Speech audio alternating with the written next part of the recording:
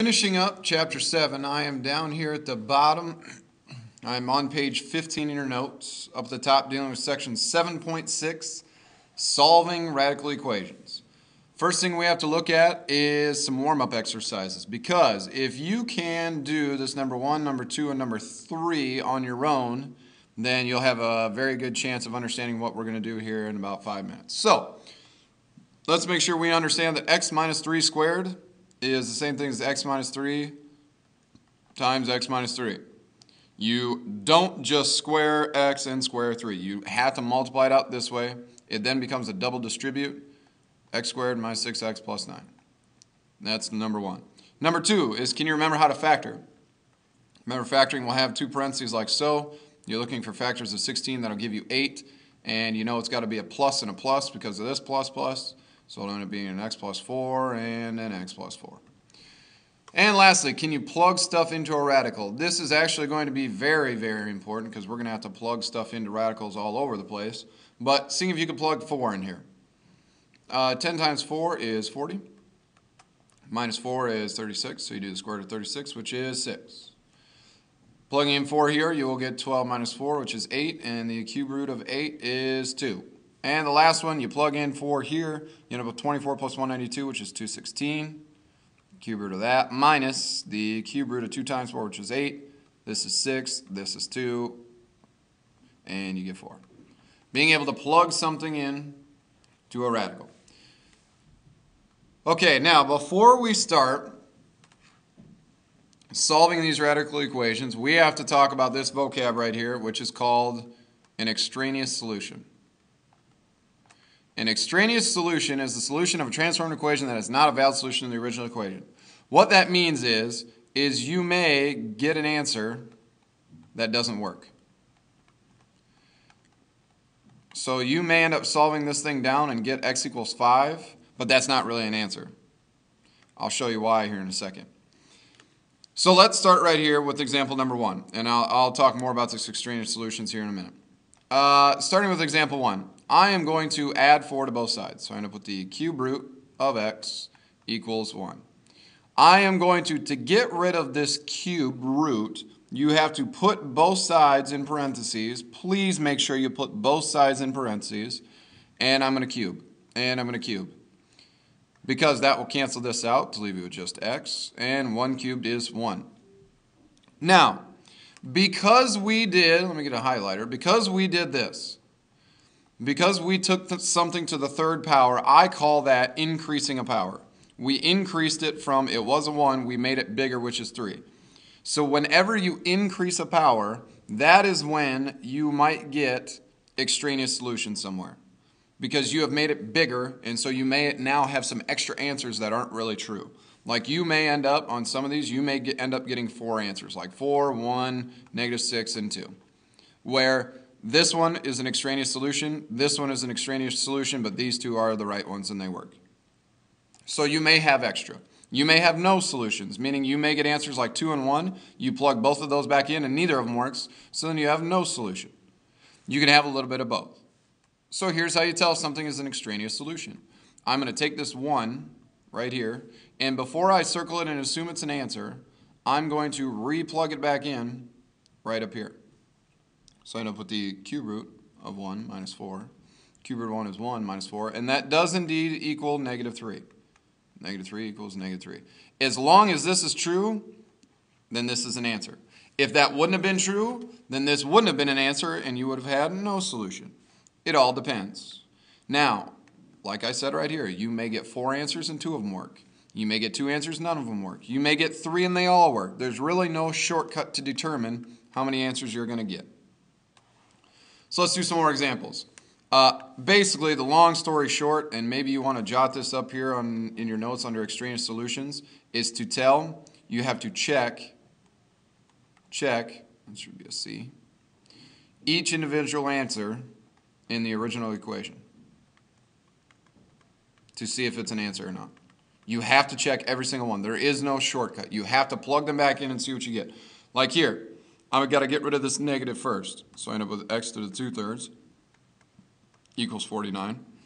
To get rid of 2/3 power, I'm going to put both these sides in parentheses again, And to get rid of 2/3, I'm going to take it to the 3/2. Why? Because that will cancel out with this 3, this 2 will cancel out with this 2, and you're left with just x. Now, if we remember our section 7.1, 49 to the 3/2 is the same thing as the square root of 49 cubed. Square root of 49 is 7, and 7 cubed is 343. If you plug into a calculator, now I'm going to check this before I circle it. I'm going to re-plug it back in right up here. I'm going to take this 343 and put it right there. So I'm going to go negative 343 in parentheses to the 2/3, punch that into a calculator, and you will get negative 49. That means that x equals 343. That is an answer, and I'm good to go. All right, let's look at a couple more, and then there is going to be a checkpoint or a try it on your own here. Let's look at a couple more examples. If you have an equation with one radical, your job is going to be to get the radical on one side by itself. On one side by itself. You may want to jot that up there as a little note to yourself. So here, this isn't by itself. It's got this -1 attached to it. This is the radical I'm talking about, by the way. This is not by itself. So I'm going to add 1 to both sides to get it over the other side. So I'm left with root 3x plus 4 equals 8. Now, yes, I agree there is a plus 4 still over here, but since that's under the radical, I have successfully gotten the radical on one side by itself. So what I'm going to do now is I'm going to put everything on this side in parentheses, everything over here in parentheses, and I'm going to square them both. Because square will cancel out with square root, leave you with 3x plus 4. And 8 squared is 64. Subtract 4, divide by 3, you'll get x equals 20. To check, I'm going to re-plug this back in up above. So I'm going to go 3 times 20, which is 60, plus 4, which is 64. And 64 square rooted is 8, and 8 minus 1 is indeed 7. So yes, that is the solution. All right, example 4. Let's take a look over here. I have the radical on one side by itself, so I don't need to move anything. So I'm going to put everything over here in parentheses, square it. Everything over here in parentheses, square it. This square and square root will cancel out to leave you with just x. X minus 2 squared, if you go back to our warm-up exercises here, is this concept. You don't just square the x and square the 2. You've got to multiply it out using double distribute. So x minus 2 times x minus 2 is actually x squared minus 4x plus 4. We now have a quadratic equation. And if you remember back to chapter 5 and chapter 6, solving quadratic equations, they have to be equal to 0 first. So I'm going to slide this x over by subtracting it. Minus an x, minus an x. So I get x squared minus 5x plus 4. Now, my choices here are I can either use the quadratic formula to solve this, or I can solve by factoring. I'm going to choose factoring on this one, because with factoring, it's actually not too bad. You're looking for factors of 4, that'll give you 5. And you know, because this is minus plus, that this down here has to be minus minus. So you end up with an x minus 4 and an x minus 1. Your two answers here are 4 and 1. Why do you have to check these? Because I'm going to tell you that one of these doesn't work. Replug these back in. Get a different color for that.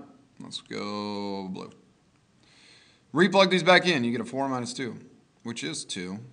And the square root of 4, which is 2, so it's because these are good, 4 is an answer. But if you plug in 1, you get 1 minus 2, which is negative 1. The square root of 1 is 1. Because these do not match, 1 is technically not an answer, it's an extraneous solution. You have one answer here of just 4. 2 more examples, and then we're going to try this checkpoint down at the bottom. What happens if you have radicals on if you got 2 different radicals? Well, here's my hint here. And I don't know how you want to write this off to the side, but you need to get one of the radicals over there and the other one over on the other side. You want to have them on 2 separate sides. So I'm going to leave this one over here, 2x minus 5, and I'm going to add this root x plus 3 to get it over here. Because now I have a radical over here, a radical over here. I'm going to square both sides, put everything in parentheses and square it. Cancel, cancel, cancel, cancel. I'm left with a 2x minus 5 equals x plus 3. And now I solve it just like any regular equation. I'm going to subtract an x, add a 5. I get x equals 8. To check, I'm going to replug back in to the original equation. So I have 2 times 8, which is 16 minus 5, which is square root of 11, minus 8 plus 3 is 11, so I get the square root of 11. And sure enough, the square root of 11 minus the square root of 11 is 0. So yep, it's good to go. All right, last example. I have to get this radical right here by itself. So I have to move this 5 over by subtracting it. Minus 5, minus 5. End up with the square root of x minus 5 equals 3 minus 5, which is negative 2. Put everything over here in parentheses, square it. Put everything over here in parentheses, square it. X minus 5 equals negative 2 squared is 4. Add 5 to both sides, you will get 9. Before I circle this, I have to check it. Well, watch. Square root of 9 minus 5 is the square root of 4, which is 2. And 2 plus 5 is unfortunately not 3. So because this didn't work when you replugged it back in, 9 is actually not an answer. There were no other answers to check, so the answer here is no solution. You may get some where none of the answers work. All right. To finish up, what I want you to do is down at the bottom of page 16 in your notes, I want you to try these 5 checkpoint ones, and I will obviously put the answers on the website for you to check when you're done. Good luck.